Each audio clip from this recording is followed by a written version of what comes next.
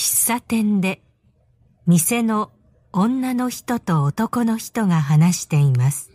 2番、2ナンバー、喫茶店で店の女の人と男の人が話しています。কফি শপে দোকানের লোক ছেলে এবং মেয়ে কথা বলতেছে। 店の男の人は誰に手袋を渡しますか? 店の男の人はদোকানের ছেলেটি誰にকাকে手袋を渡しますか?手袋হ্যান্ড গ্লোভস, 渡しますহস্তান্তর করা, হ্যান্ড ওভার করা। দোকানের ছেলেটি কাকে হ্যান্ড গ্লোভসটি হস্তান্তর করবে বা দিবে? あ、この手袋は今店を出た女の人のですね。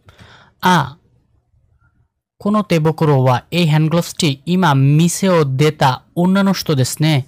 এখন দোকান থেকে বের হয়ে যাওয়া মেয়েটির, তাই না?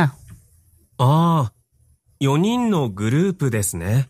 4人のグループですね。4জনের একটা গ্রুপ, তাই না? あそこにいますよ。あそこにいますよ。ওইখানে আছে。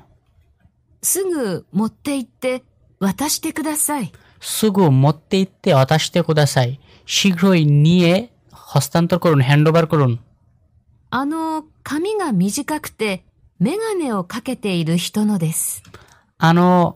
髪が短くてメガネをかけているの人です。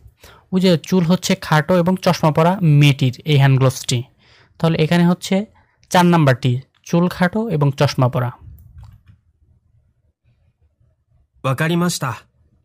わかりました、বুঝতে পেরেছি। 店の男の人は誰に手袋を渡しますか? 店の男の人は誰に手袋を渡しますか?